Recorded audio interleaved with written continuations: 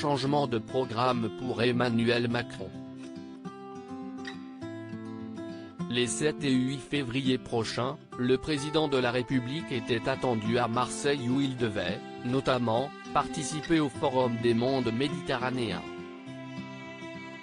Mais comme le rapporte la Provence, le chef de l'État ne sera physiquement pas présent puisqu'il a annulé sa venue, préférant prendre part à cette réunion par visioconférence. Une absence qui interroge, mais dont l'Élysée ne veut pas parler.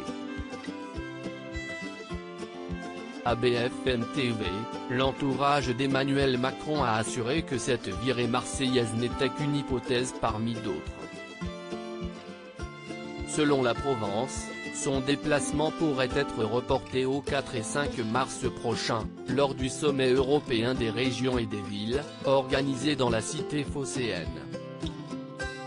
Mais cette absence peut être étonnante, alors qu'Emmanuel Macron n'a toujours pas levé le voile sur ses intentions à un peu plus de 2 mois du premier tour de l'élection présidentielle. J'ai d'abord l'obsession que la phase aiguë de l'épidémie et le pic de la crise géopolitique actuelle soient derrière nous. Je ne peux pas raisonnablement expliquer aux Français que je vais m'adonner à ce temps démocratique important, alors que je leur ai dit que je serai président jusqu'au bout et que nous avons une crise à la frontière ukrainienne qui menace notre sécurité collective, a-t-il simplement répondu à La Voix du Nord, ce mardi 1er février. Si le pic épidémique du Covid-19 semble être passé en France, la situation est toutefois plus tendue au niveau international et notamment en Ukraine. Emmanuel Macron en tête des parrainages. Il est possible que je me rende vendredi en Allemagne pour la 2e fois en 10 jours pour un sommet avec le chancelier allemand et le président polonais.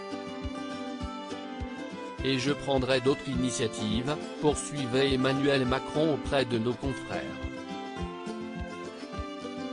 La situation n'a jamais été aussi tendue qu'elle ne l'est aujourd'hui. Les heures que nous vivons sont décisives pour la sécurité de toute la région.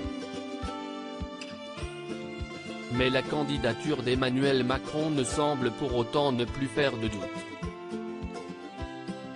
Pas encore déclaré donc, si est-il d'ailleurs le chef de l'État qui est en tête des parrainages d'or et déjà validé par le Conseil constitutionnel.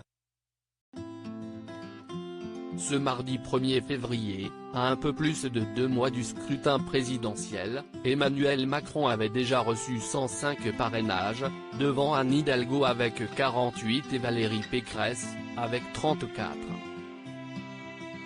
Loading widget.